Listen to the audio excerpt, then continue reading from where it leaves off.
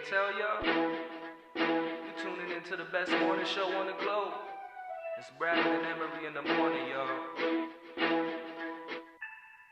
LeBron or Jordan, either one when I'm performing. Crossover, buzzer beater and I'm scoring. Rattle and Emery in the morning. Every play they on it. Every day I'm balling. Who's the coach? Who's the GOAT? Like Brady and Belichick, best show on the globe. And they embellish it.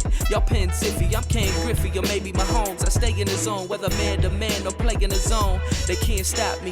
Mayweather boxing. Curry with the shot, man. We just the best to be. Can we have our SP, please? This was meant to be. Every morning with Rattle and Emery.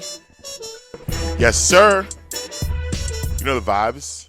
Brad in the morning, Marques and Justin Emery. Yo, yo. Big buffet talk. Big buffet talk. Big buffet talk coming into the show.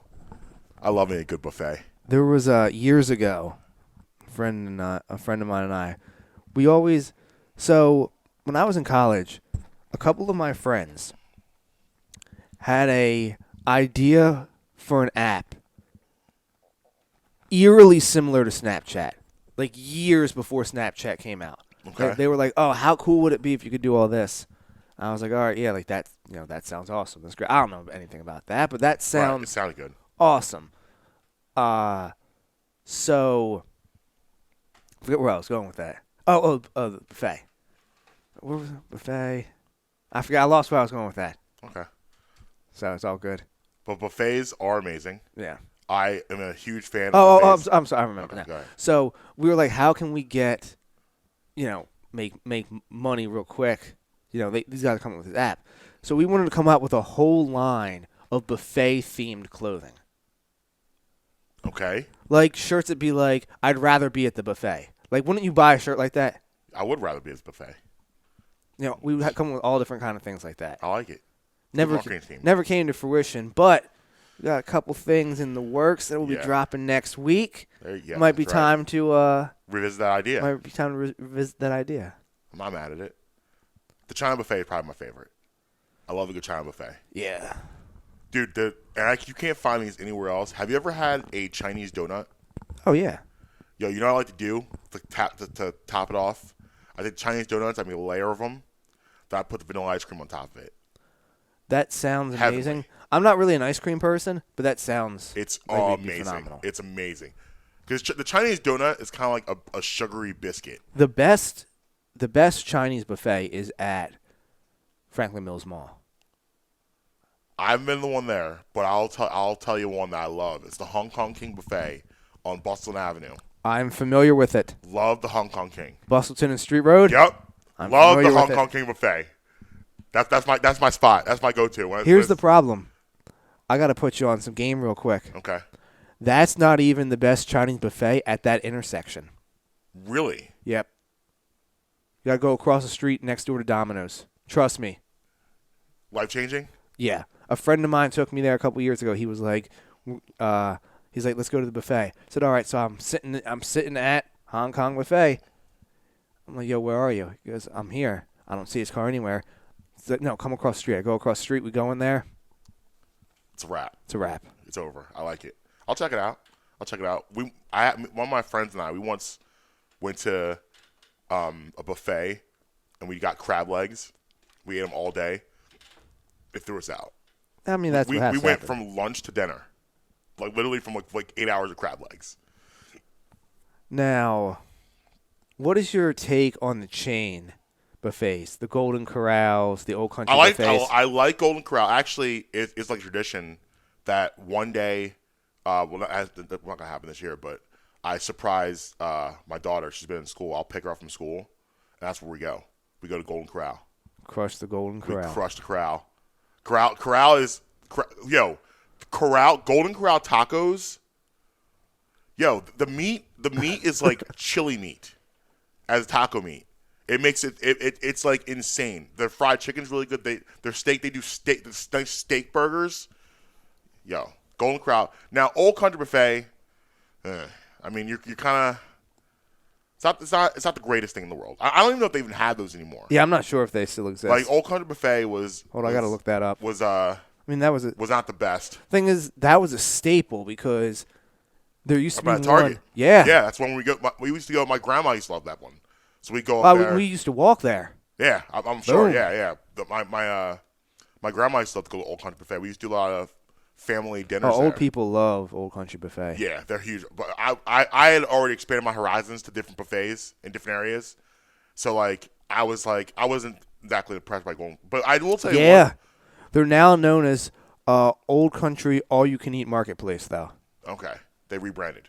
Well, they before they went out, they Closest did do one's in Delaware. They did do a cool thing where the last couple years they had like a dude like they had a steak bar. What is this? They had at Old Country Buffet. The last okay. couple years they had a steak bar where they were just making steaks, like fresh steaks, like big, nice cut steaks, just literally flipping them and putting them right on your plate. And it was part of the buffet package. I think you paid like an extra $4, and you can get all you can eat steaks. Now, casinos aside, what's the best buffet you've ever been to? Oh well, you took out my best buffet. Well, everybody's best buffet is going to be on either a cruise ship or a casino. Yeah, I've had both, and it's legendary. I guess if you're doing that, then Golden Corral is a great, I'm gonna say Golden Corral. Okay. I'm a Golden Corral man. It's a very, very good buffet, and it's cheap.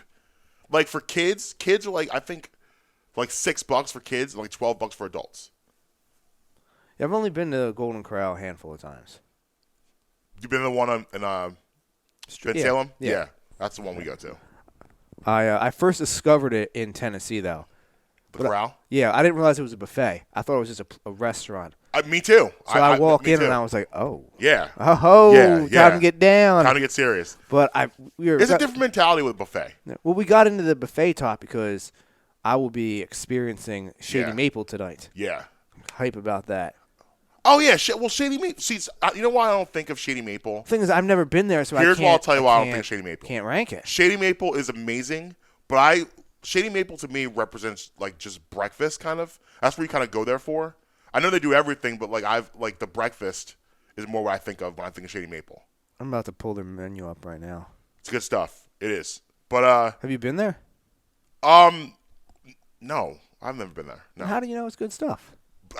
Everyone tells me. Everyone tells me it's amazing. I mean, it's such good reviews that no one can be wrong. It can't be wrong. I mean, that's the way I feel. Literally everyone I've talked to is like, this is amazing buffet. We almost did it. I used to run summer camps, and I put it on a calendar for a field trip, but something happened and we couldn't make it happen. Yo, you know what I'll be feasting on tonight? Are you guys going for dinner? Yeah. Okay. Yeah. What were you feasting on? Fried shrimp. There you go. Salmon. Mm-hmm. I won't be touching it, but Cajun catfish. Oh man, I love me some catfish. Crab cakes. New York strip. Love it. Delmonico beef brisket. And pierogies. I love me a pierogi. You know the thing about buffets though, like I always go like I treat buffets very differently than restaurants. Oh yeah. Like, I go into it with a game plan of how I'm gonna attack it. But you gotta have a game plan. They also have it's also Friday night grill feature with beef brisket. There you go. And a whole bunch of other meats that I'm not going to bother running them all off, but just know I'll have the meat sweats. Love the meat sweats. Gotta have the meat sweats. You're staying up there? You're not gonna have to drive home after this, are you? Oh yeah. Oh my gosh. Sorry, I'll bring some PEDs with me. Yeah, you're That'll be cool. Yeah. I'll have some PEDs. Yeah, you might need a nap somewhere in the back of the restaurant after that. Now, what it is I'll grab a nap beforehand, so I'll be energized. There you go. Like we always say in between breaks, oh God, you're always like, man, I wish I ate breakfast. You're right. I'm starving, and I always say, I ate breakfast. I'm still starving. Right. But I didn't eat breakfast today for this reason. For this reason only. You're saving yourself. Yes. Yeah. See, I like to start my proteins. I like to go heavy meats early on to get as many plates in as possible. So I'll probably go 2 or 3 plates of just meats. And like if I know it's gonna be my last plate, that's when I go to the carbs. The last plate will be carbohydrates. But typically speaking, I'm heavy meats at the buffets because you get more plates in. Meats, seafoods. Yeah, the seafoods. Like I'm in there. Like even like the China buffet, I don't do like the lo mein. I'll save for last. See, I'll do like the beef sticks, like the meat sticks, like the stuff like that. Where are you? Let me ask you this: in a Chinese buffet, where are you at with getting the American foods there? Like, will you do the pizza, the mac and cheese, or the nuggets? Usually not. Maybe I'll grab like 1 or 2 nuggets just because I like nuggets. Who doesn't like nuggets? The pizza, 9 out of 10 times I'll avoid it. Yeah. Usually because if it looks good, don't be wrong, I'll grab a piece of it. Golden Corral's good pizza. Yeah, and what was the third one you said? Nuggets, the pizza, the mac and cheese. Oh, I mean, like again with the pizza, like if it looks good, I'll try it. You'll try it. But the first thing I do when I go to the Chinese buffet is load up sometimes maybe even 2 plates of sushi. As you should. Just boom, hit that right out of the gate. Yeah, that's a good pace setter because like you're not gonna get overly full on sushi. No, it's smart. No, you gotta be strategic when you go to the buffets. Have to. I've seen people go in there like, oh, I'm gonna eat all this food, and they make a mistake. They're playing like you're not. We're gonna crush some buffets in Vegas. Oh, I'm here for it. I am here. We got 2 we gotta go to. We got 2 we gotta go to. Okay. We gotta hit the one at Caesar's Palace because it's legendary. Yeah. Okay. Yeah, man. Hey, we're gonna have a lot of gluttonous moments in that one. I like it. And then the second one we gotta go to is in Red Rock. I want to hit a buffet at like 4 in the morning. See, well, they're not all open at that. If you want to do that, you gotta go to Caesar's. I want to hit a buffet at like 4. I want to be at a buffet at 3 or 4 in the morning. Yeah, you like after a night out, I want to be at a buffet. I've never done it before. I want to do it. Yeah, you gotta do that at Caesar's, because that's the only one that's 24 hours. I'm gonna put my sweatpants on and get after it.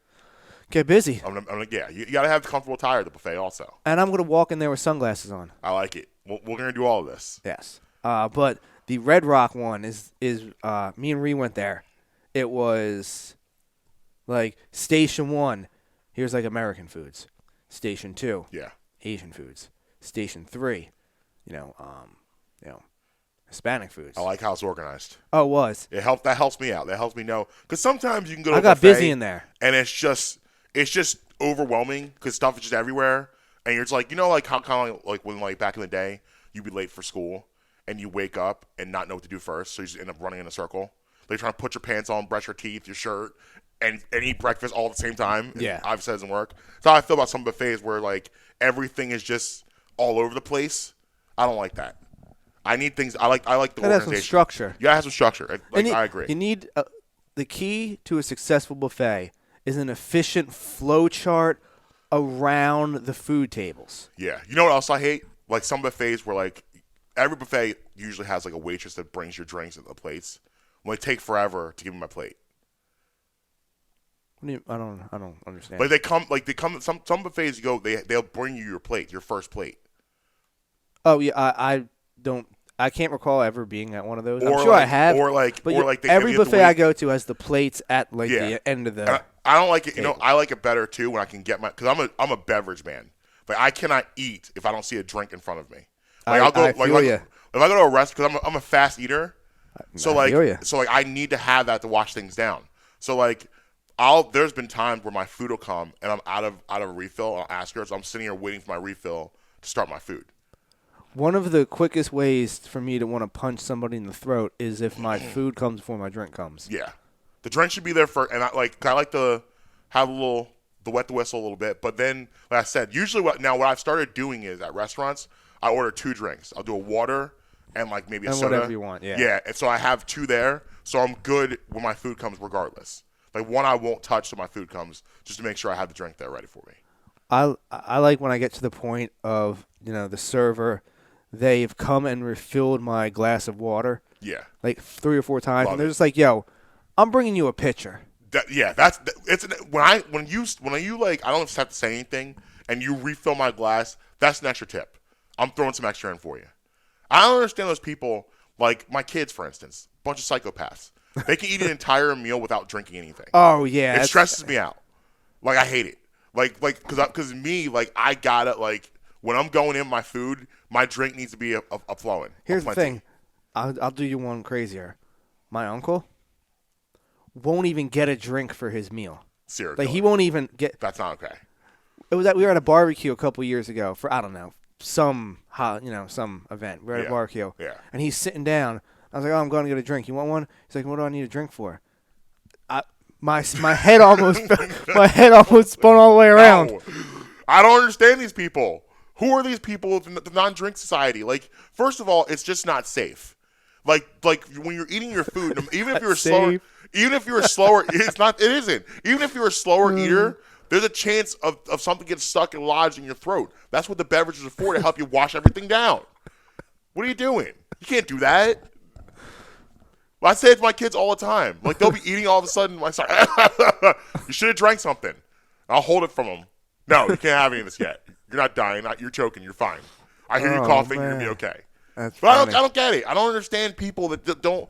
Like, I have to, like, tell my kids, yo, get a bottle of water. Get something to drink. And I get upset when they don't, like, finish. I'm like, finish your, what are you doing?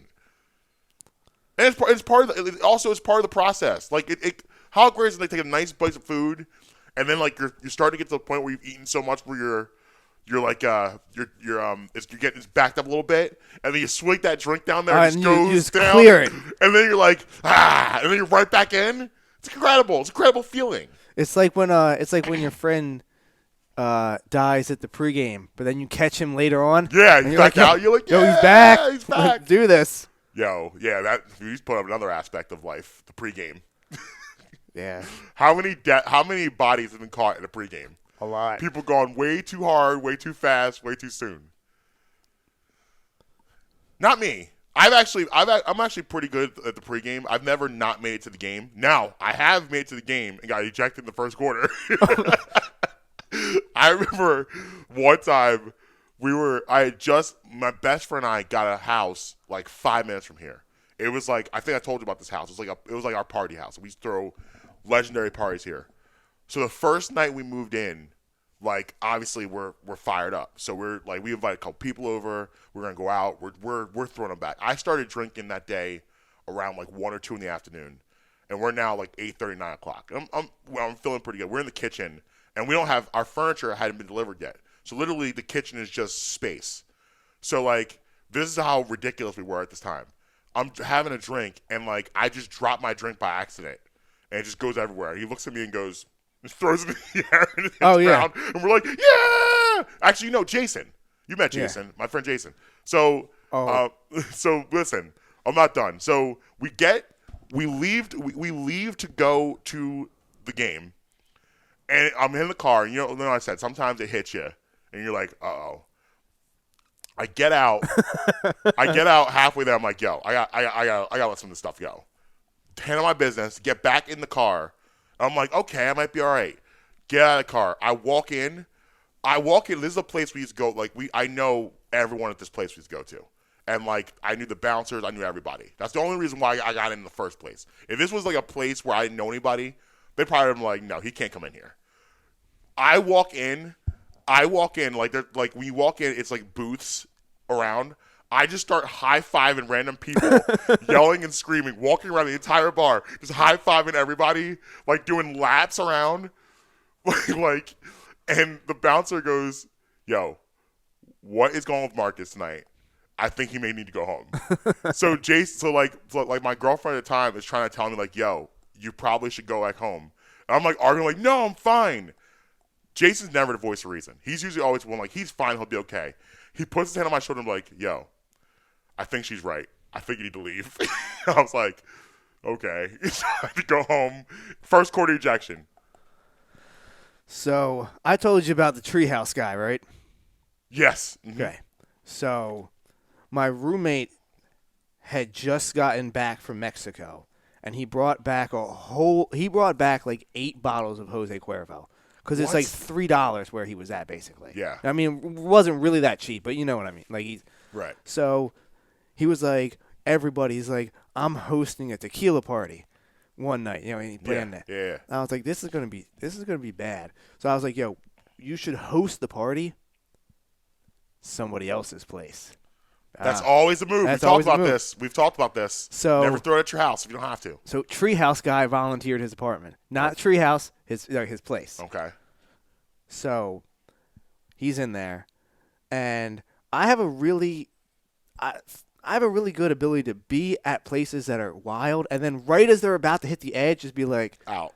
I'm not gonna be here. I see where this is going. Okay. Yeah. So they're like, yo, we're going to start. I was like, well, you guys are starting too early. I'll be over in a little bit. Yeah. By the time I roll over there, like 8 or 9 people had finished 2 fifths already. Oh boy. I was like, all right, I already know where this is going. Yeah. And tequila is the one alcohol where it reveals your true personality more than any other alcohol. I was like, this is going to be bad. I was like, I'm going to hang out here and just be out when it turns south. Yes. Well, somebody bumped, like, one of the empty, because they're just like, you leave the empty ones lined up. Well, somebody knocked over, so they end up playing beer pong, et cetera. You know, festivities begin to build. Right. Somebody accidentally bumps over and knocks one of the empty bottles on the ground, and it shatters all over the kitchen floor. Oh, they had like hard like tile floor, so it just shattered all over the floor. Yeah. Everybody, and it was one of those things like everybody's like, the music stops, like, yeah. So everybody looks, and whoever did it was like, I'm sorry, I could clean it up. Well, in the process of cleaning it up, knocks over another broken one and shatters the second one. So now there's 2 broken bottles. There's bottles everywhere. Broken bottles everywhere, like the song. Well, then all of a sudden, it's the dude that lives there, so it's not that big of a deal. Just spikes his like beer bottle on the kitchen floor. Little Opa action. Opa. Next thing I know, there's everywhere. It's just glass is just being smashed all over the kitchen floor. You guys went Greek wedding. No, I did nothing. I did nothing. Did you leave? I don't know. I'm out. So I was like, what is going on here? Yeah. So I hung out for a couple more minutes, and I left when people started opening the cabinets and just smashing all the glassware that was in there. And I was like, yo, I'm out. People started breaking the man's dishes? He was doing some of it too. He really probably was sad the next day. The next day, I remember like a couple days later I was in there and like the tile on the floor was just like chipped up and nicked all over the floor. And I was just like, I'm not going to be here. Yeah. That's wow. Yeah. I mean, my man lived in a treehouse for a year and a half. Like, what do you expect? Yeah, that's true. I probably been pretty upset about people. After a second, if this is my house, I'd second about like, hey, bro, you got to go. I'm gonna need you to leave. See, I mean, we wouldn't even have got to the point where people are breaking my. You got to go, bro. I'm sorry. I'll clean this up. You go home. I'm gonna call you a cab. But the problem was like he was like kick. That's like kick. I think it was. I don't know. I don't remember if it was his like roommate. He was like a close friend. Oh no, it was like close friend's girlfriend. Oh, it was a girlfriend that did this. Yeah, it was one of like. Oh yeah, that's tough. I'll talk to your boyfriend. Hey, get your girl. She needs to go to bed. Yeah, it's time to put her down to bed. It's bedtime. Not gonna be here. I'm not gonna be here. Not gonna happen. So heavy Sixers talk today. Big night last night. How did you feel about that? Listen, I mean, because I know you were, I know you're a Sixers fan, but your I'm guy. a Luka guy, no question. But my first loyalty goes to my city and my team, no question. And like, we only have a couple minutes to break, but I just want to put this statement out here. Like, how many times have you seen someone make Luka Doncic look pedestrian?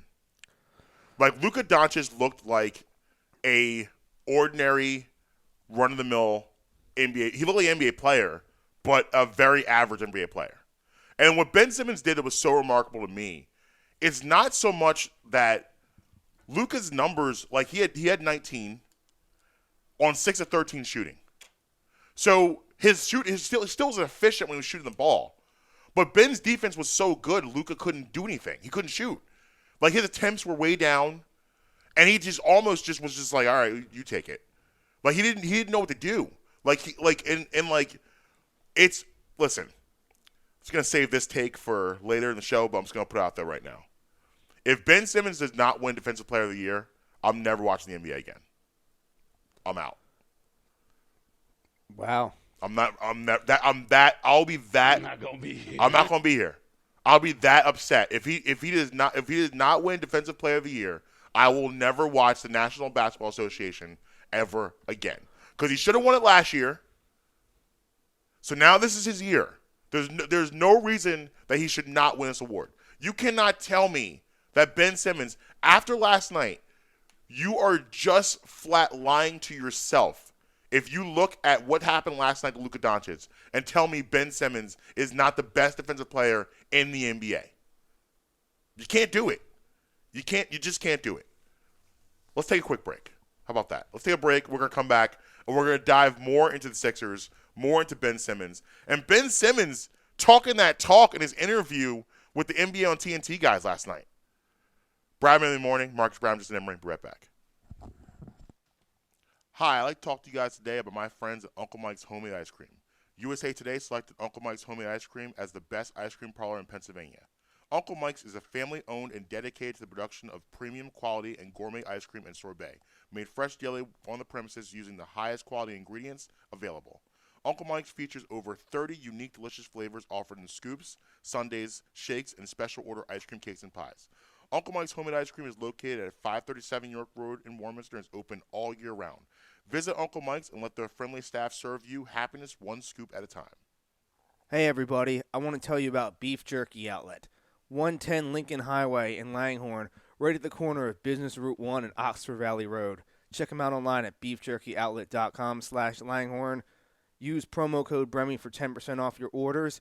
You can check out, they have all sorts of them.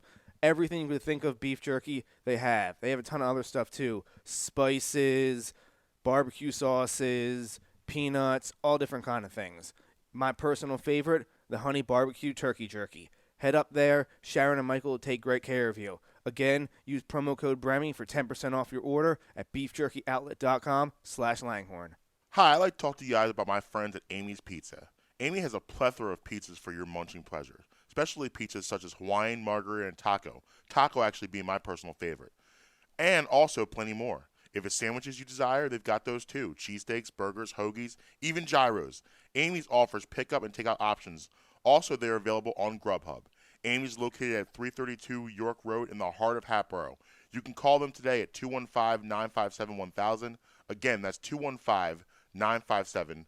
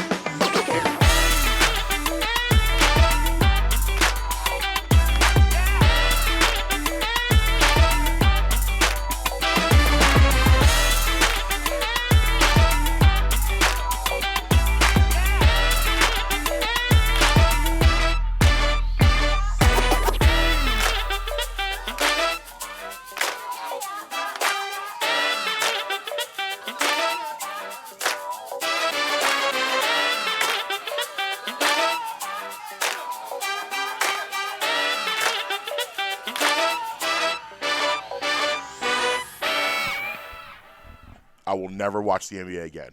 I won't do it. I don't believe you. I'm serious. Says a person sitting here with a Michael Jordan jersey on. I'll give it up. Sorry, shirt on. I'll sacrifice. I'll do it. It's just in the first 10 minutes that I was here today, mm-hmm. you did a wardrobe change. Yeah. Both of your wardrobes were basketball related. You're right. I do not believe you. I'm like, this is how serious I am on the subject. Sixers won the game last night, 111-97. Not really a sweat at all. No, the game because what you score do is makes it seem closer than it actually was. And what you do is listen. It's basketball becomes easy sometimes, right? You take the best player away. What do you got? And that's what they did. They took and having the luxury of having a guy that you can say, hey, go guard that guy, make sure he doesn't do anything. And the guy says, not only do I want to do it, it's done. Like, I can do it. I mean, so a lot of times, you got good defenders. Yeah. But then you got guys like that who you're like, yo, that's, think of it as the corner that travels in football. Yes. The Darrell Reeveses. Yes. The Patrick Ramseys. Yes. Yeah. Just, you're following him. Yep. It's such a luxury to have that. Yes. And most teams don't have that. It reminds me of, remember in the 08 Olympics Kobe was in, right? Yes. Yeah. Mm-hmm. It reminds me of that team. He came out and said, he's like, I don't want to be the number one offensive option. But he's like, you need me to lock somebody down. Tell me who. The Doberman's coming out of the cage. Love it. Love to see it. And that's what you see with Ben Simmons. That's how and like he takes pride in the fact that he has the ability to do this. Like I had no question that he was going to get up last night for guarding Luka Doncic. I did not question at all that he was going to be excited about having the opportunity to shut him down. And do you want to dive into some of the jokes that we heard going around? We can do that, yeah. Let's dive into some of it. So, I heard that Luka got put in the Benitentiary. I love the Benitentiary. Life sentence. So life sentence in the Benitentiary. I saw a meme of Ben Simmons' head on the security guard of Howard and Kumar Guantanamo Bay. Saw that. Like it. I saw. Man, I didn't know Luka spent Thursday night in CFCF. He did. He was on Rikers last night. He was locked down. Yeah, he was on Alcatraz. Yeah. He couldn't. He literally he had to, even some of the shot, like Luka he's a tough shot maker anyway, but he had to rely on those tough shots. Like Luka, generally speaking, has zero issues getting the basket whenever he wants to. He's very crafty with his footwork. His Euro step is undefeated.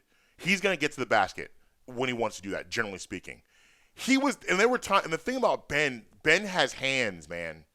He has hands. You look at that play in the first half. I think it was second quarter. Luka gets by him. Ben doesn't panic. Chicken strips. There you go. And the refs tried to say foul, and Ben said, nope, let's put this on replay. Let's see what this looks like up there on the monitor. The ref said, you're right, Ben. You didn't do that. Sorry. And Luka had no choice but to giggle about it, because it was just sometimes and the thing about defense is we talk about it all the time. Defense is about desire. You got to want to do it. That's why when I coach, I've coached basketball. I coach high school basketball and youth basketball. I always say to kids all the time, like, listen, I will never get upset with you for missing a shot. I will never get upset with you for going into an offensive slump. There is no such thing as a defensive slump.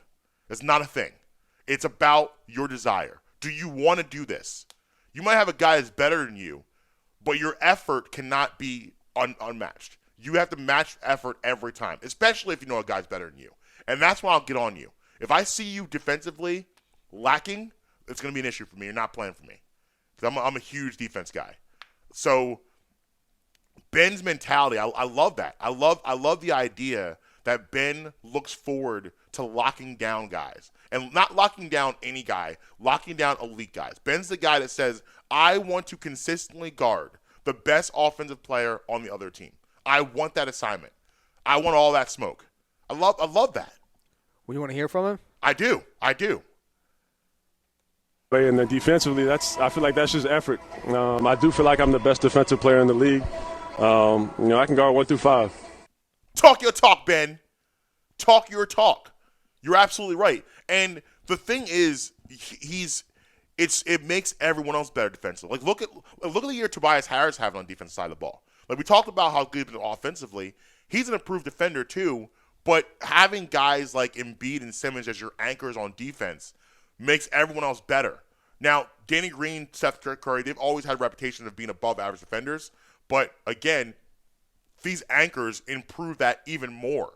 I mean, you got the best perimeter defender in the league, and you have the best rim protector in the league. Yeah. On the floor at the same time. Yeah, and listen, Ben gets most of the credit for Luka, no question. But Tobias Harris guarded him for a little bit too and did pretty well. Like Tobias was getting him too. Like now, again, I'm not taking this away from Ben. Ben set the pace for this because he was the first guy on him, and you can put here's the deal. If you can have a guy that go out there and set the pace defensively and lock a guy down, that guy, even still when he gets a weaker defender on him, he could still not be in a rhythm. He took Luka out of rhythm immediately. Like, that's what you have to do with a guy like that. When you have guys that who are offensively gifted, as Luka Doncic, a Kevin Durant, a Kyrie Irving, a James Harden, you have to take him out of rhythm immediately. The number one rule is, we talked about this yesterday about layups. You're not getting a layup start. We're not doing that. If you're gonna get a shot off, it's gonna be a difficult shot, and you make it. Oh well, you make it. But I'm not giving you a layup. I'm not giving you anything to make you feel good in the first 5 minutes of this game. And that's the mentality that Ben Simmons has, and that's why he is the defensive player of the year. And he better be a perennial defensive player of the year. Like, this better not be a one and done thing. He needs to be when his career is done, I expect to see 4 or 5 of these awards, at least. He's that good a defender. I mean, there's very few guys who's going to keep up the scoring with Luka. So Right. you got to find a way to slow him down. Right. And he makes it look easy. Like, he's not Luka is a guy that scores effortlessly. Averaging 28 and a half a game. And it's easy 28. Like, Luka's a guy, that's why I love watching him play, because he makes the game just look easy. Like, Luka plays with a pace. And pace is hard to teach in basketball. Like, because you have a lot of guys that are super athletic. Like, Luka's he killed the Celtics the other night. Yeah. Luka's pace is so good, people get confused and don't understand that he is really athletic. He just understands pace. He understands how to play with pace. I don't need to go too fast. I just need to get to my spots. And that's something that you can't really teach. It's something that's kind of like something you have to know how to do. And the elite ones do understand pace. That's why he's always been so good. But what Ben did with him last night, that was the game. That was the entire game.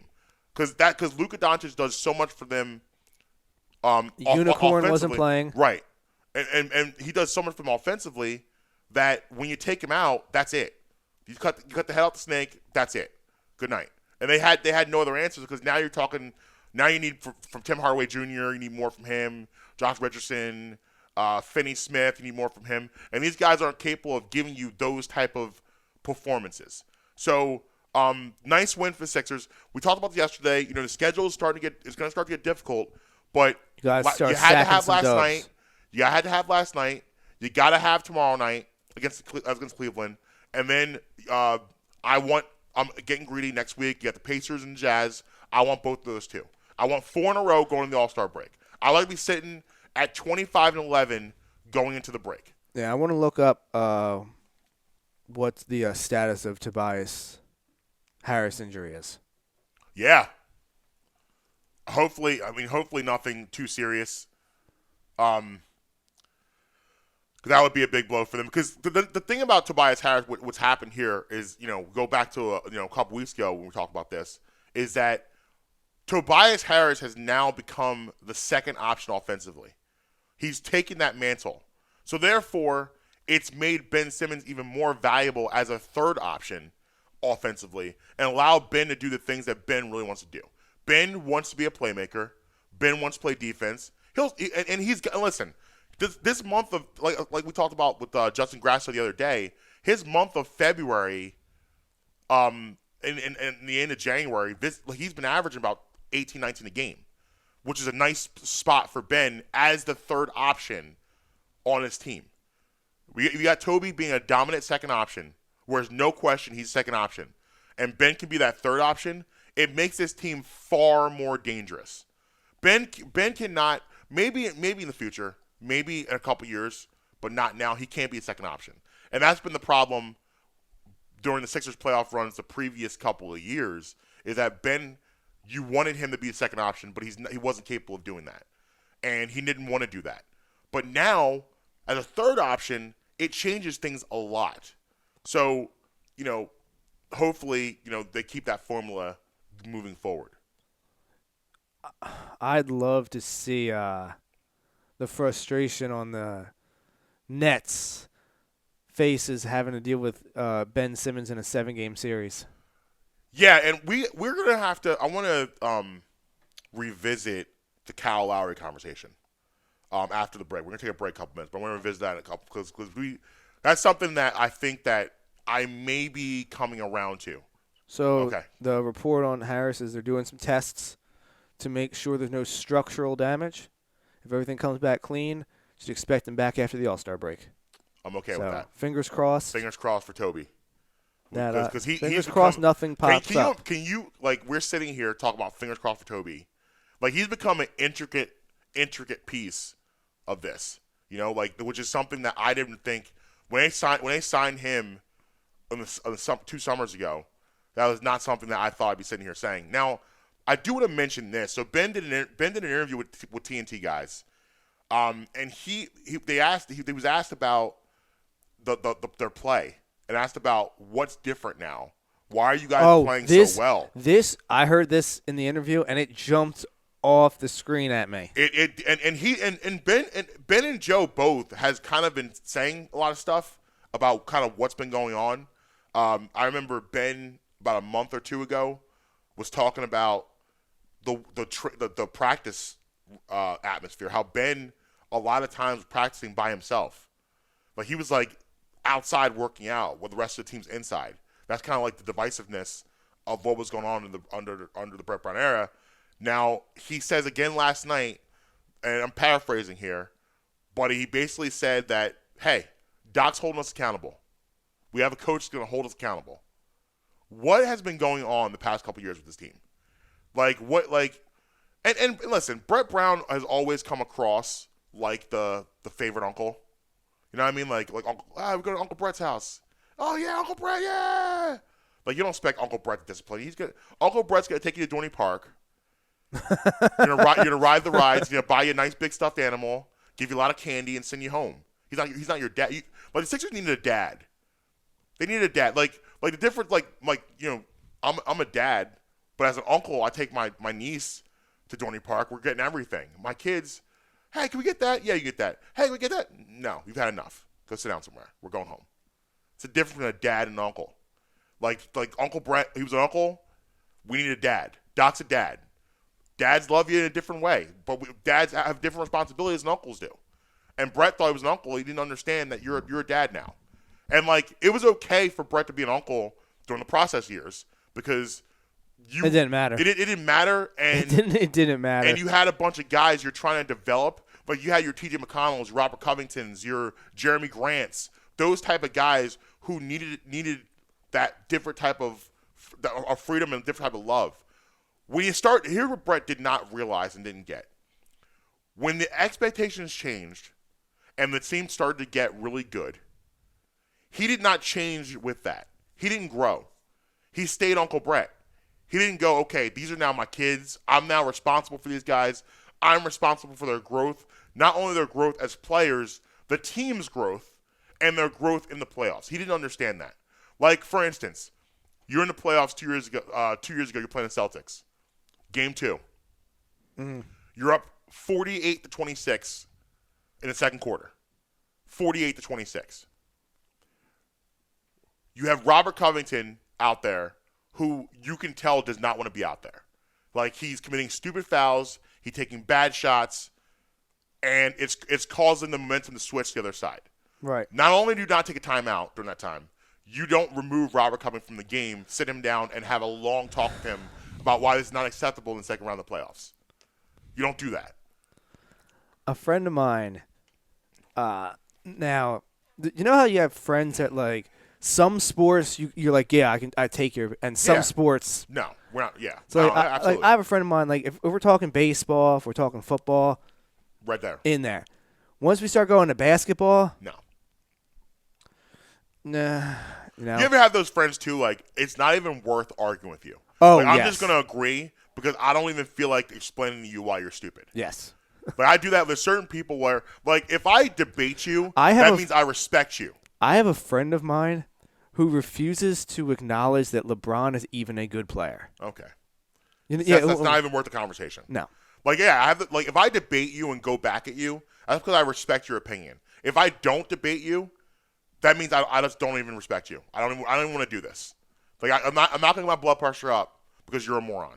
Yeah, it's just like that same friend. Every time something wild happens in sports, my brother will text me and be like, "Hey, what do you think he thinks?" And I'm like, "I don't even want to know.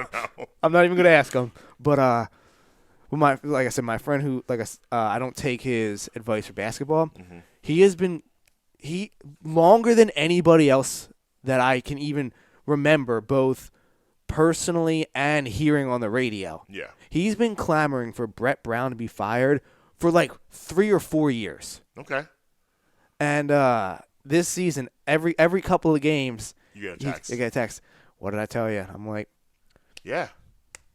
And like, here's the deal. I think all of us were kind of like in the same boat where we wanted to give Brett a chance because Brett dealt with the nonsense. the foolishness for like 5 years. So you wanted to give him a shot to figure it out. But I think if we all, let me pull up his. I think if we all really had truth serum at the Celtics series, It was time to go. we knew he wasn't the guy then. The first time we played the Celtics, when they were a better team. They were a better team. When the year Sixers beat the Heat, Ben Simmons' rookie year, I guess the year he played. So he had 4 process seasons. Mm-hmm. Okay. You had the 19 and 63, the 18 and 64, 10 and 72. Mm-hmm. Then you had the 28-54. Mm-hmm. Then here you had the 52 and 30. But in the 28 and 54, that was the year Ben breaks his ankle in training camp. And that year, I think it was his foot. or foot, I'm sorry, yeah. Yeah. break his foot in training camp. That year, there were whispers like, hey, this could be like an 8 seed. Yeah. And then you had the 52 The and 50, 30, the incredible 51 and 31. Mm-hmm. Then the 43 and 30 last year. See you tomorrow. So he probably should have been outed after 18-19. What would that be? That would have been the Raptors series? That was the double bounce, the triple bounce. I mean, Yeah. See, that Because- here's the deal. I feel like if you're going to get rid of him after the 52 and 30 team, that's basically firing him after his first year. that was, but I tell you what, if you look at the series of the Celtics series against Brad Stevens that year, and go forward, it was a bad showing. Yeah, but and my point is that he honestly coached better in the Raptors series the next year than he did the Celtics series the year before. The Celtics series, it was bad. I put that series. That was I put an that series abysmal strictly performance. on him. That Like, was an abysmal coaching performance. He lost that series in so many different ways. Like Game 3, like why? Like how do you allow Al Horford to catch that ball down there? How do you allow that to happen? Like when you he didn't they had timeout left, and what you see that diagram. You see you're in a mismatch.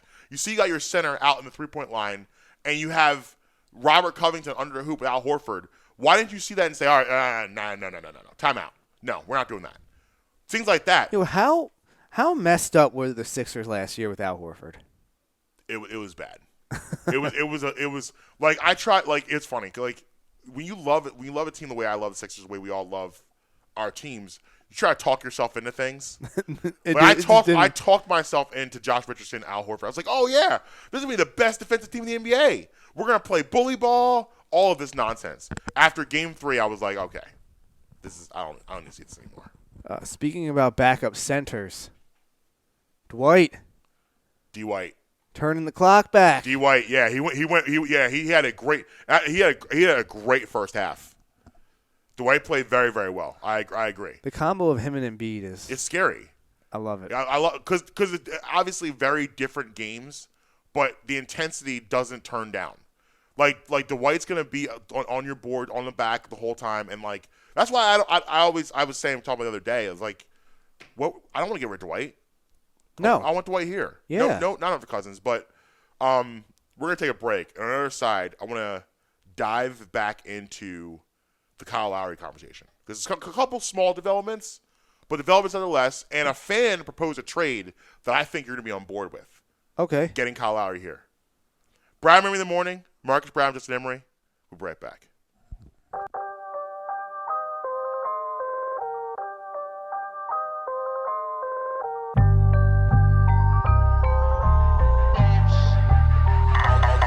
I'll do.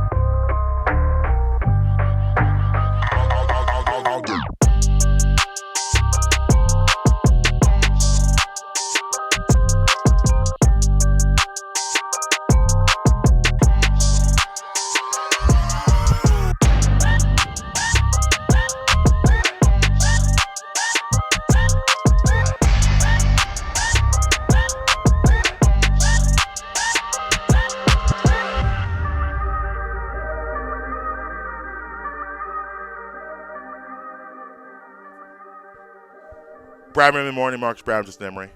Talking jerky. Jerky talk, heavy jerky talk as usual. Shout out Beef Jerky Outlet. Forever. See you guys after the show. Yeah. Promo code Bremy for 10% off. Yes, please do that. Kyle Lowry. No. The thing is, let me finish. But here's the thing. Earlier this week, you were like, and I was like, sure, I'll bring him on board. Now we've passed each other. Yeah, we're going different directions. We drove past each other, waved, and went in the other way now. Listen, if this is about winning a championship this year, if this is about winning a championship this year, I don't see why I would not want Kyle Lowry on my team. And this is the thing where where it comes to Embiid, this is where we've entered the window of Embiid. Now, the difference between the window of Embiid as opposed to a window of another elite player is with Embiid's injury history, we don't know how open this window is going to be for how many years. We've said it before. We don't know. That you could just come into training camp one year and he's just is gone. Like, he's a way better player than this person, but the only thing I can think of is Andrew Bynum, where Andrew Bynum he just all of a sudden, like when the Sixers got Andrew Bynum in 2012, everyone around the league was like, "Oh, this will be a 2 seed." I was there. I was at the press conference. We walked in with the high fives. I was there. Yeah. I was sitting directly behind Josh Ennis. Wow. I have pictures of as close to I am sitting to your television is where I got to him at that press conference. Wow. Well, so like, and I was so you know never like. So you know the vibes. Like sick. That was coming off of. We were ready to go. That was coming off of taking the Celtics to 7. It was time to go. It was coming off beating the Bulls. You got Doug Collins coaching. You still got Drew Holiday. You got Lou Will. You had the pieces. It was go time. And you're like, okay, we're about this. This is about to be relevant. We're about to do something. Like he had just come off a 30 and 30. Yep. Like it was go time. It was serious. And then his body betrays him. And that's my fear with Embiid. Where like 1 year you're gonna come in and he's gonna go from a 29 and 12 guy to a 15 and 8 guy because of his body. That could happen. And so we need to capitalize on this now. So now, like we've talked about, I don't want to mortgage the future to get Kyle Lowry because Sixers' future is bright. Like if they play this right, this team could be relevant for about another 10 years. Even with Embiid not knowing what he's going to be, you could still. He will not be here in 10 years. I can promise you that. He will not be in the league. I'm saying that you could still be relevant with this team if you play it right. Because you got things in the pipeline that can make this team good for a very long time that I don't want to get rid of. So how do you get – because here's the deal. Look, close your eyes with me and play along for a second, okay? Let's play along. Imagine this gets Nets, okay? You got Lowry on Kyrie. You got Matisse on Harden. You got Ben on KD. And patrolling the lane, Joel, Hans, and Embiid. How does that make you feel? Do you feel good about that? I feel great about that. Okay. So let's see how we can make this happen. Because it's very rare that usually when fans do a trade, it's a trade that only benefits the team. And only makes sense for them and it doesn't work. But this one, I don't think the Raptors are going to be looking for a ton for Lowry because they want to, this is a reward thing. And here's the big other shoe to drop. I don't know if you've heard this. But according to Philadelphia Inquirer, Kyle Lowry wants to play here. He wants to come home. Now, I have heard I'm coming home, coming home. Who is the GM of the Raptors? Oh, why don't I know this? Oh, this is Messiah. Is Messiah? Messiah. Oh, this makes me upset. But I heard that he's looking for a first-round pick for Kyle Lowry. All right, fine, take it. And young players.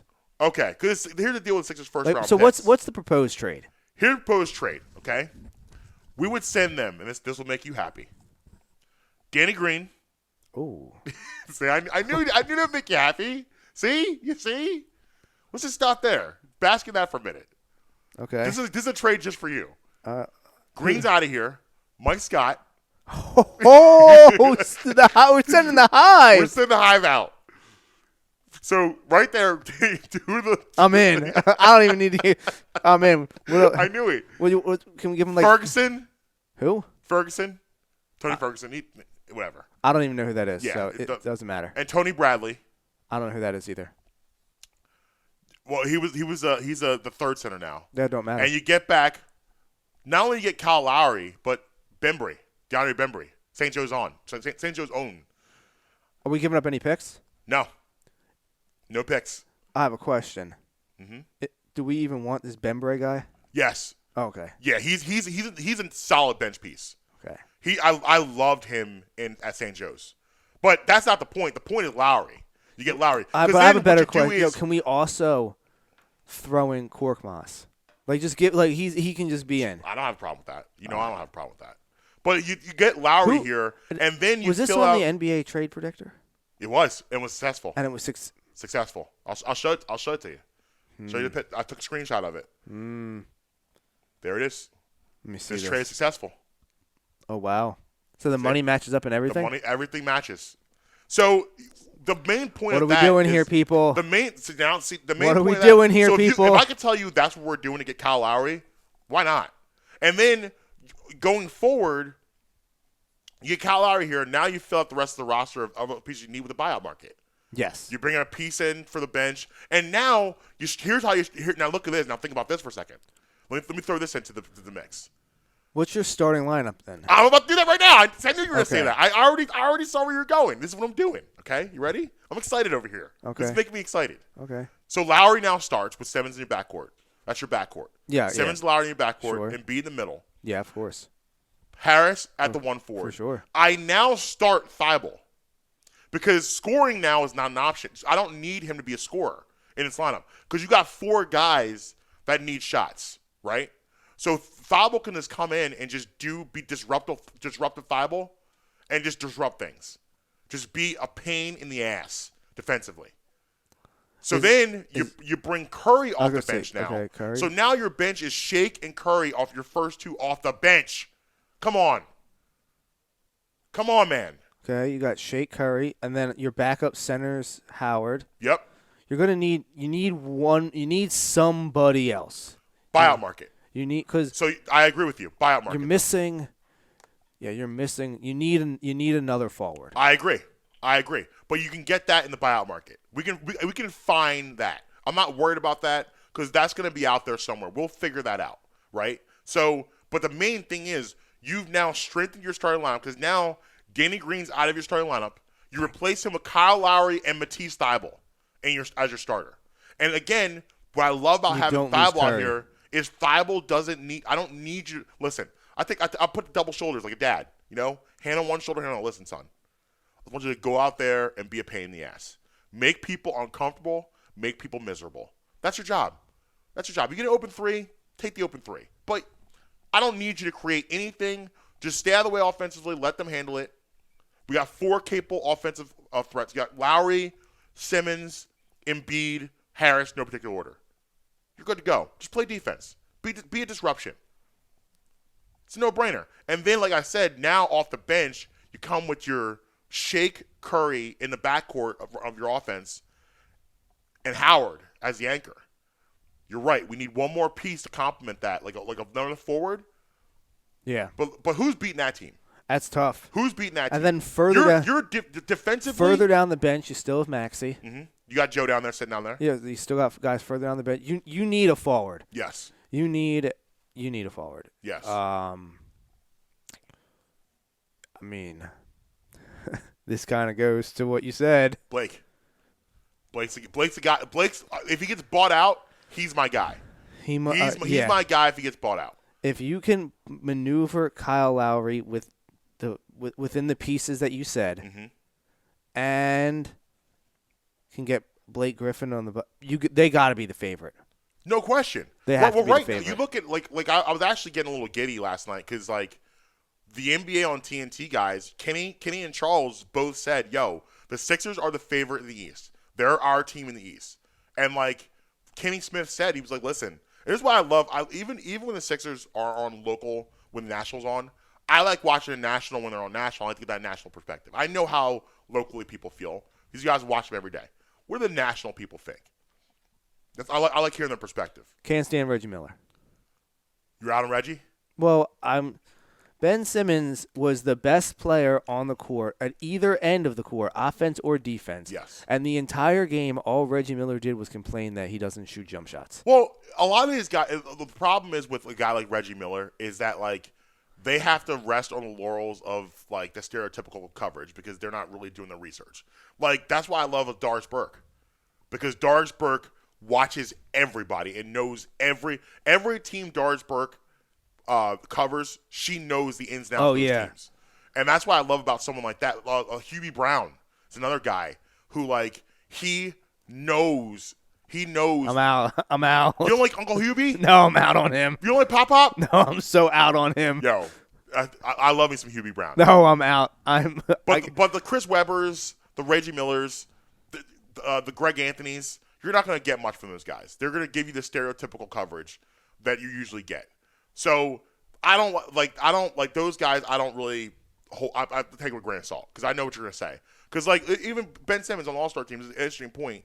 Is that like Doc Rivers actually made calls to coaches like, yo, Ben should be on this team. And the coach was like, well, why are you calling about Ben? And, like, the point of that is, like, these coaches and NBA execs and scouts, they watch the game very differently than the fan. They see things that, like, the average fan just doesn't see. So they're going to make decisions based on that. And Reggie Miller's watching the game almost like a fan.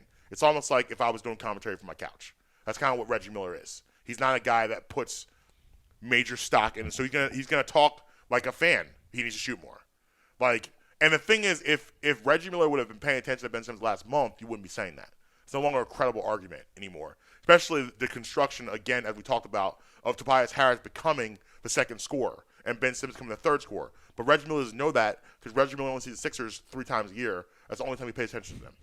He doesn't know what he's talking about. Love you, Reggie, as a player, but, yeah, do your research. But those guys, they don't. They just went off on him like I went off on Keyshawn Johnson. It's true, though. Like, Reggie, it goes for, like I said, Reggie, Chris Webber, Greg Anthony, guys like that, they don't do their research. They don't know what they're talking about for the most part. Because they don't look at these teams and actually look at all of the teams and really go in and dive in. And listen, it's a hard thing to commit to. Like, that's why I respect, like, Doris Burke and stuff like that, who, like, the Jeff Van Gundy's. Like, the people that actually pay attention to what's going on and pay attention to each team. It's a hard thing to do. But, I am so on the other side. I've done a 180 on this Lowry thing. Because I've never been the biggest Kyle Lowry guy. However, Lowry on this team would be perfect because, first of all, he's won before. Start there. Secondly, he's a pit bull. Like, he defensively, offensively, he's going to do whatever it takes to win. He's Marcus Smart on steroids. He's Marcus Smart with a better offensive game is what he is. Like, Marcus Smart's a guy, I hate him. He's on the Celtics. I think I told you, that's Amber's least favorite player in the NBA. Every time Marcus Smart even puts his head on the television, she goes on a 5-minute rant about how much she hates Marcus Smart. But I say to her all the time, I'm like, I get it. Like, I hate him too, but you would love him if he was here. One of those type of guys. And Kyle Lowry is the same way. They say it all the time. He's Philly tough. He's Philly tough. Like, Lowry plays ball like we played at Fifth and Alley. That's his game. Like, diving all over the place. Like, defensive intensity, offensive intensity, will stand up to anybody. Like, that's his mentality. I love it. And, like, bringing that here with what we already have, and we don't have to give up. Listen, I don't want to mortgage the future. No, it has to be the right price. Right. I feel like we could, the fact that he wants to come here and the fact that Toronto loves him so much, because this is really their idea. They're basically saying, yo, listen, Kyle, we're not going anywhere. I know we're the 5th seed right now, but let's be honest. We're not going anywhere. You're 35 years old. You're the greatest Toronto Raptor of all time. Here's the deal. Is that how old he is now? 35, yeah. You're 35 years old. You're the greatest Toronto Raptor of all time. You'll go in the Hall of Fame as a Raptor. All that. So, why not? I want to pull this up because now. Why not go to? Yeah, he's 34. He's about to be 35. Yeah. Why not go to a place that you can win? And, also too, why not come home? Like, how cool would it be? Because Lowry like is he's a Philly dude. Like, yo, do you remember that interview? A couple, maybe it was what year was it? It was when Villanova was making a run in a tournament.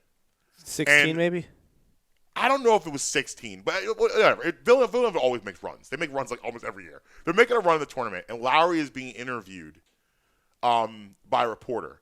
And as he's being asked the questions, he's literally watching the game and commenting on the game as he's being interviewed.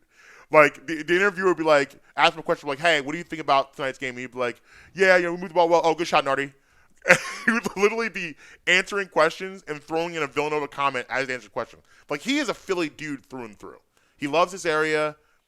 He grew up here, obviously, played here locally, went to Villanova, was the typical Philadelphia underdog. Like, who saw, like, listen, when Kyle Lowry was at Villanova and, like, as well as a career he had there, who besides Jay Wright saw him having 16. a career? It was 16. Okay. Yeah. Can we play that? I'm not sure there's any audio with this article. Oh, okay. Well, anyway, It'd be easier to figure out if Yeah. Bleacher Report didn't have their entire website so spammed with advertisements, and then would actually open up and run. Yeah, so he is Philly through and through. And I There's think no audio. I think he would definitely like I said, he already said this is where he wants to be. And he has literally it's on a 1-year deal. Yeah. So it all makes sense. It all flows. And listen, I would bring him back. Do it. I'm on. I would bring him back on a 2-year give him 2. Resign, give him a 2-year extension. At that point, he's 37, but he's still here with this young core. He's not here's the deal with athletes today. I don't feel like we're as scared to give contracts after 35 because the athletes are just better. No one's falling apart off the cliff over 35. I don't expect him to be who he was at 30. However, I don't feel like he's gonna just be and just go downhill and completely just give you nothing. And you're why is he here? Shooter's gonna shoot. And a 2-year deal is not that. It's not egregious. No, it's like a 2-year deal. Because you got to assume, based off of what you've seen this year, he should still be a good player next year. Yeah. And if it's a 2-year deal, then it'll be the last year of the deal if he starts to hit the cliff. Exactly. So why not? It's not my money. Do it. So exactly. It's not my money. Go for it. Yeah. So I feel like now you cannot not be on board with this. No, I know I'm fully 1,000% on board of Kyle Lowry coming here. I'm in. Thanks for stopping me from going down the do not enter. Yeah. See, turn back around. I waved your arm. Hey, come this way. Come this way. Yeah, I mean, I'm fully on board with it, and it's something that if I'm the Sixers, we got to take advantage of the Joel Embiid MVP season. I agree. We got to take advantage of this window. We got to do everything we can to get this man and this city a championship right now. And I feel I want the boat parade. I want the boat parade. And I feel like you look at the East. We talked about who are you, and you add Kyle Lowry to this. Who are you? I'm not scared of anybody. But you bring Kyle Lowry in, are you not entertained? We're now Marcus Aurelius. Are you not entertained? We're slicing heads off in the Gladiator Arena. Yeah. No one wants right now, no one wants to see this team in a 7-game series. Kenny Smith said last night, I believe the Sixers are going to be the toughest out in the playoffs. Everybody included. We're not talking about just the East, the West too. The Sixers will be the toughest out in the playoffs. You got to deal Who with wants to deal with this team for 7 games? Nobody. Do you remember a couple years ago, the Raptors, when Embiid played, and that's the unfortunate part, when he was healthy, I say. He played every game. When he was healthy. They were Embiid was like a plus 80 in the entire series. Yeah, he was killing them. He was like a plus 80. I think it might be like a plus 100. He was a plus. Here's the thing about Embiid is that there's no player in the league that can handle him. No. And when he decides that he's like, oh yeah, I'm 7 feet tall. It's a wrap. and that's another thing I mentioned last night is that Charles Barkley said 2 things about him. He said, I'm happy he got himself into shape, and I'm happy he realized he's 7 feet tall. Yeah. And I think also too, we talked about Brett a little bit. I don't think Brett ran schemes that would fit Embiid's the way he plays. I don't think Brett Brown ran schemes that fit the NBA. Right. I'm okay with the dribble handoff, but you haven't seen a lot of Embiid dribble handoff games because he's been down doing where he should be doing. Hitting the post. Hitting the post. Right. So just be that big dude on the block. Right. Hand up. Right. And you look at sometimes he did the Boban last night. We literally said, listen, you're too small. You're 7'5", but you're too small. You know how when you were playing basketball and you'd have the one guy on you'd have your center. You don't have your big man. We had our guy, our big guy, he was maybe 6'4", 6'5", not huge by basketball standards, but when you're just playing at the park, you run him at your 5. Yeah. You come down, you just wait for him to get in position, turn his back to the basket. Yep. What does he do? Throw it down. One hand to the side, Yep. one hand up in the air, and you just lob it in, and you just let him go to work. Let him go to work. That's it. Yeah. Or don't even bring the ball down above your head and just lay it in. Yeah. No, I agree. And that's kind of who Embiid has become. We're going to take a break. We're on the other side. Charles Barkley said something else very interesting last night. He made a comparison Did you catch that him? made Shaq a little uncomfortable. Did you catch him not at the desk when they came back at the one point in time? No. So they came back. I think it was halftime of the Sixers game. They cut back to the booth, or the set, and Shaq's not Charles isn't there. He's got his suit coat like on the back of the chair, but he's not there. And Shaq and Ernie don't seem to realize that he's not there. Like they're talking, Right. and Kenny's literally like, What's happening? What's happening? And then Charles nonchalantly just walks across the camera with his like phone in his hand and like a bottle of water, just casually walks around. And Charles, he makes his own rules. And they asked him, they were like, well, where were you? What are you doing? He was like, oh, I was back there watching college basketball. He's like, the March Madness is going to be crazy this year. And then he's like, I think Baylor's going to win it all. And Ernie was like, well, I'm glad that we're not here doing any NBA coverage or anything. but Charles won't get in trouble because he's Charles. Yeah. He does whatever he wants. All right, so when we come back, we're going to talk about another comment Charles said, and we're going to wrap it up because it's Friday. Bradman in the morning, Marques Bram, Justin Emery, right back. Hi, I'd like to talk to you guys today about my friends at Uncle Mike's Homemade Ice Cream. USA Today selected Uncle Mike's Homemade Ice Cream as the best ice cream parlor in Pennsylvania. Uncle Mike's is a family-owned and dedicated to the production of premium quality and gourmet ice cream and sorbet, made fresh daily on the premises using the highest quality ingredients available. Uncle Mike's features over 30 unique delicious flavors offered in scoops, sundaes, shakes, and special order ice cream cakes and pies. Uncle Mike's Homemade Ice Cream is located at 537 York Road in Warminster and is open all year round. Visit Uncle Mike's and let their friendly staff serve you happiness one scoop at a time. Hey, everybody. I want to tell you about Beef Jerky Outlet. 110 Lincoln Highway in Langhorne, right at the corner of Business Route 1 and Oxford Valley Road. Check them out online at beefjerkyoutlet.com/Langhorne. Use promo code BREMI for 10% off your orders. You can check out, they have all sorts of them.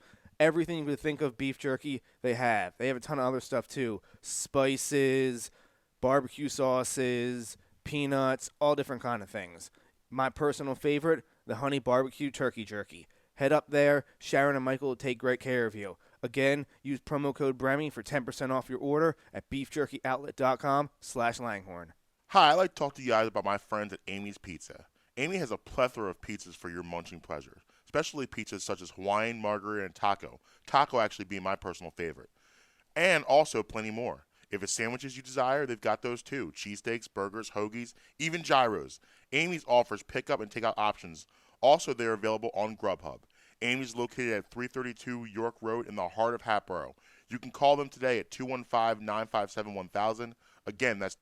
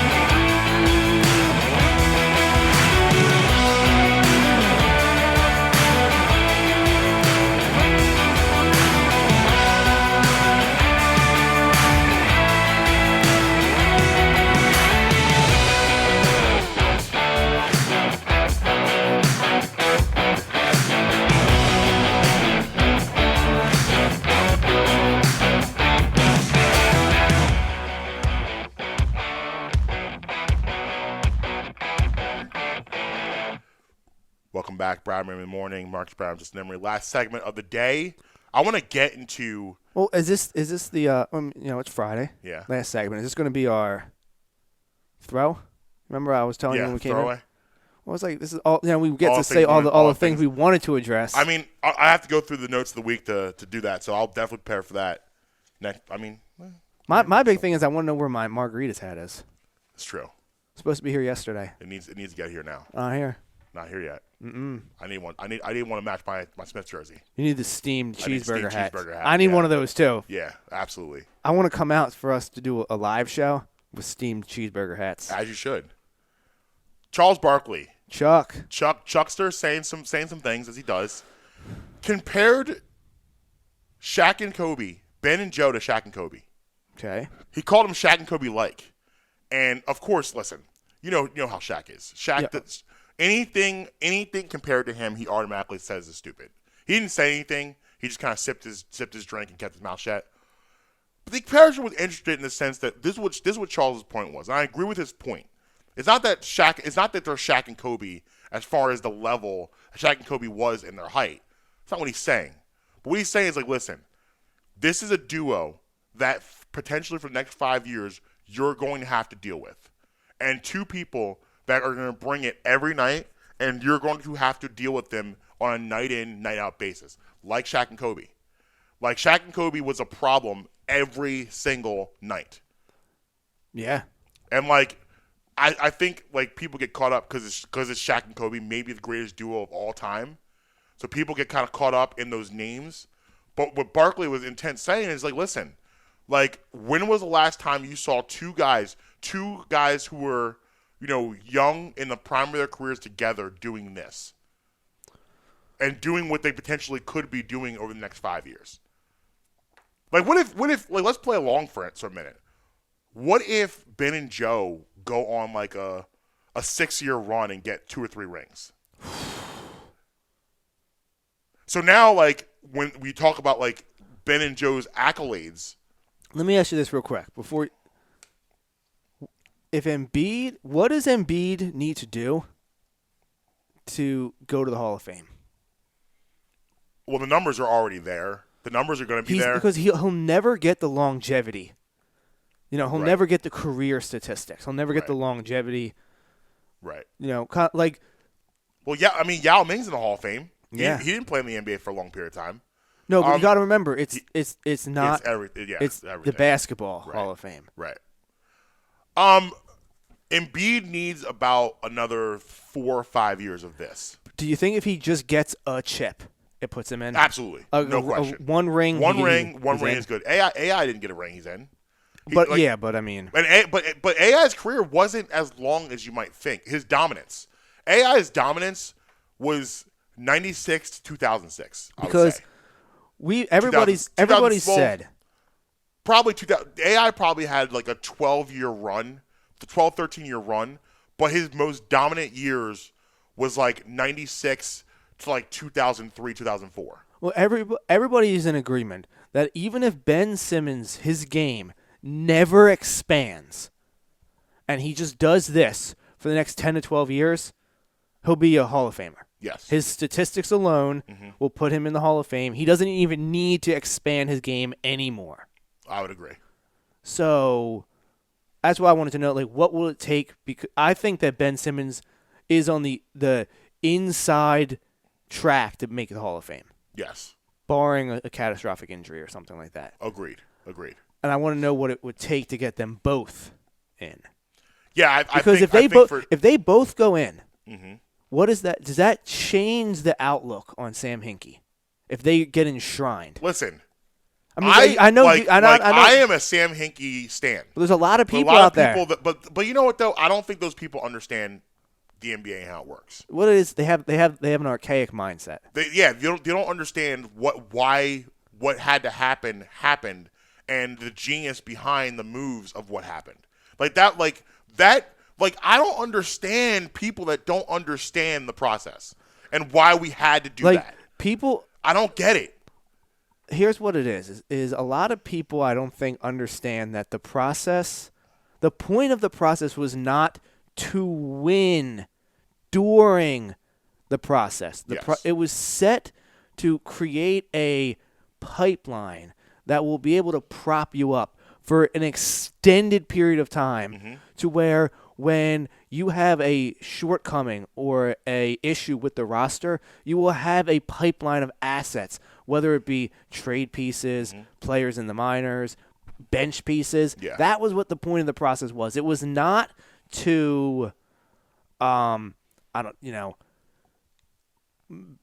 succeed at that point. Like, you will not see the true fruits of that for the next, you're starting to see it now, but for the next 2, 3, 4, 5 years. Right. It wasn't this was elongated process. and I don't even mean like a 3 or 4 or 5 year. Like, this was a 10 to 15 year plan. And it had to, and the way the NBA is constructed, It had to happen. it makes it very difficult for you to be a bad team to become good. The Sixers have ever since, listen, if you look at it realistically, after 2001, everything should have been broken up and that process should have started. But what do? You say, okay, we got to the finals, so maybe we need one more piece.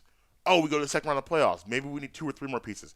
And they were on that process for 10 years. And they kept doing what? They were a 6 seed. They were a 7 seed. They were an 8 second seed. round They were a knockout 5 every seed. year. They were a 6 seed. They were 7 seed. So Sam Heat came and said, listen, we are right now drowning in mediocrity. We want to be great. The worst place to be in the NBA is like a 4 to 8th seed. Right, and just be stuck there. Because you'll never get a lottery pick. Right.